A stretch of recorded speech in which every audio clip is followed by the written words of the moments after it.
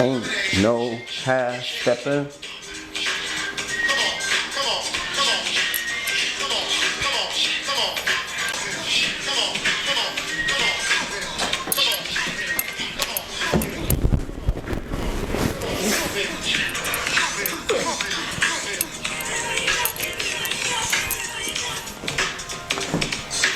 All right, what's up, everybody? It's your boy Doug Wright, aka DW3, and we're live on location at WVP Productions, located inside of Building Community Bridges. All right, everybody, you know the routine. If you ain't hit that like button, if you ain't hit that subscribe button, and if you ain't hit that share button, click all three right now and pay this message forward. Another community message coming from your boy DW3 over here at Building Community Bridges. You know what I mean? All right, with that, today's guest is our very own Joshua Dunne. What's up with it, man? Nothing much, man. How you been? Oh, I'm all right, man. How's it going? It goes well. All right. Why you just relax a little bit, man? You're on the DW3 show, man. You know how we do around here, man. We just natural, man. The people need to see of the community the realest of who we is. You see what I'm saying? And we bring it. You know, I make a lot of mistakes on the show, but I keep rolling, baby. Come on, you know what I'm saying? That's how we do it, Josh. All right. Tell us where you're from, Josh. Well, I was born in West Plains, Missouri. Okay. I lived there till I was 8, and then I moved to Tennessee with my mother and stepfather. I was there for about 20 years, and about 2011, I moved back to Missouri, and I've been here ever since. About 2016, I moved to Jeff City. Oh, okay. All right. What brought you to Jeff City? Well, actually, after the 2016 election, I wasn't super satisfied with the results. And in my brain, I wanted to go to where it happened, and that's the Capitol. So I moved to the Capitol to try to change things. So. Oh, so you into politics? Yes, yeah. Oh, okay. I ran for office in 2020 and state rep. State rep? Mm-hmm. Oh, over here in Jeff City? Yes, for District 60, which is urban Jeff City. So you was way down in West Plains and saw something going on up here in the Capitol and said, I got to go there. Exactly. And it started out in the head. I felt called to come up here and try to do good, so. All right. He was called to Missouri, Jefferson City, y'all, from West Plains. The man that traveled from Tennessee and other parts of the U.S. But he is here in Jeff City. He was here because of the laws. Some political practice happened. So with that, my next question is, how did we meet? We met, Building Community Bridges hosted a voter registration event over at Miller Park. I came there because I was running for office. I wanted to support voter registration. I think everybody needs to have their voice heard. I was having a conversation with you and Alicia, and we were talking about voting, and you talked about how you thought you could never vote again because of mistakes that you have made in your past. Now, did y'all catch that, y'all? Here we is over here at Building Community Bridges supporting a voter registration program going on, and I was up under the impression that I couldn't have my voting rights. And then I asked if you had been discharged from probation. You told me you had, and I told you could register right then, that day, and so you did. Hey, now, I was already a believer in voter rights because of what our people went through over the transgression of years. You know, and I encourage anyone to go back and do some research about voters registration, about the rights of how hard people had to fight, especially people of color. You see what I'm saying? And for me to be the community activist that I have became, to get that valuable information, because I thought that I couldn't really have a voice. You see, that's what brought us to the DW3 show. That voice that I had got through getting my rights back to vote, because I believe in the voter registration, because voter registration changes laws. If we're in any type of disagreement, anything like what you was hearing from Mr. Dunne, he came from West Plains because something was not right and he wanted to change it. So from that moment, our relationship and bridges began to build. Check him out. And then you started doing voter registration here at the food pantry, and I came here to help with that, and then I just started volunteering with the food pantry, and that sort of was my end, and just working and volunteering with y'all and helping with fish fries. And so when you said that he came after that, after we met, he came to the organization and he started volunteering, and that was a consistency. Now, what was it that drawed you to BCB to produce that consistency? Honestly, the people here. I love the mission and the dream behind it. Your dream and then Alicia's dream, how y'all combine those two to get to where BCB is. I like how everything kind of worked together to build on the vision and mission statement. How, we always talk about the first thing that people often steal if they do criminal behavior is food, because they're hungry or they right. And by providing that food pantry, we're breaking that cycle that we're trying to break.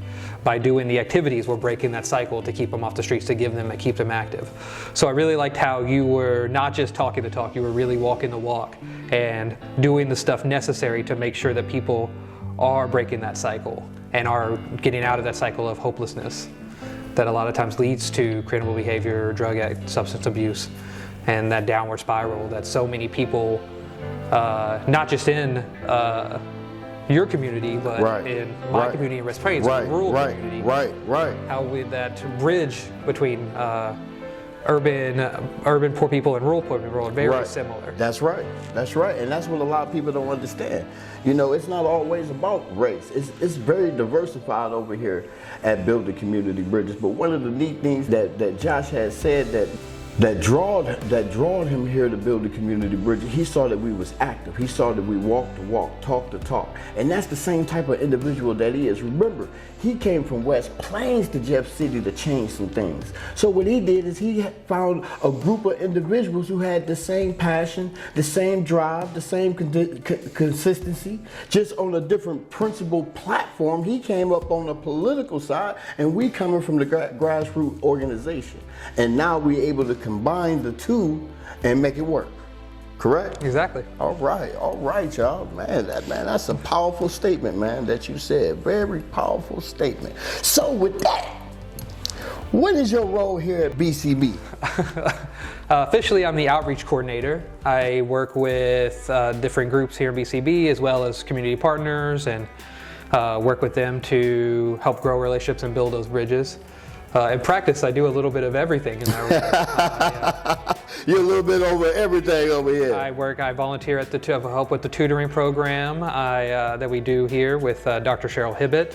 I work with the food pantry with Miss Diane Strumpf. Mm-hmm. I talk with, I set up a lot of the technology now we have to do to do meetings and stuff. That is correct. Sometimes that doesn't always work as well because we know how technology is. But, and really my mission here is to just help us continue to grow and be able to provide what BCB is and help you and Alicia build upon your dreams to provide more than just for this immediate area, because there's so many more people, not just in Jefferson City, but we help people in Westphalia and Boone County and Montauk County and Osage County, and be able to help grow that mission and that story to a larger area so we can help more people.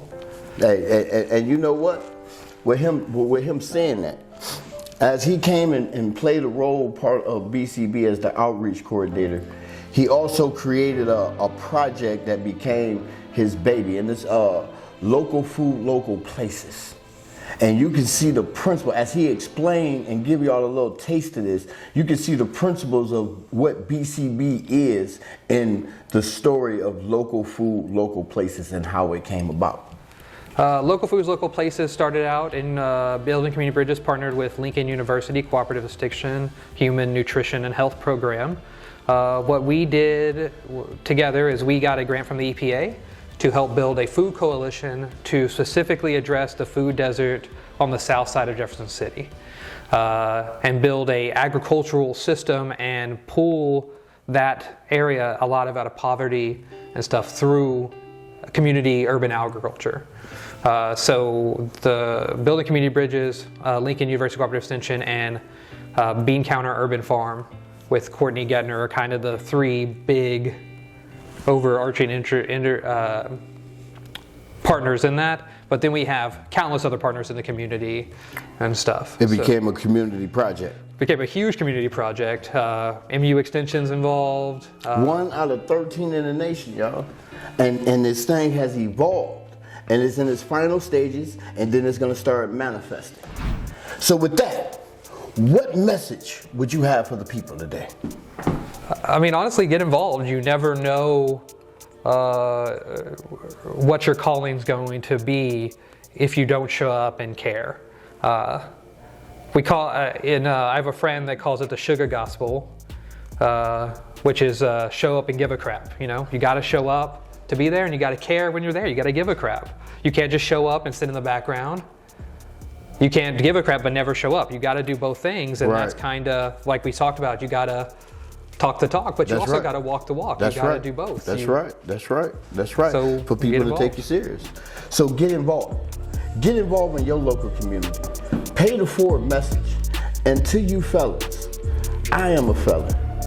Check your voter registration rights in your state. Where you from? If you completed parole, if you completed probation, you may be eligible to vote. We need it because we are on the path of change. If you are in the Jeff City community, please register to vote because change is coming. So with that message, y'all, stay encouraged. Thank you for checking out today's show. Like I always say, hit the like button, hit the subscribe button, hit the share button. Peace and love from your boy, Doug Wright, aka DW3. Good show. Thanks.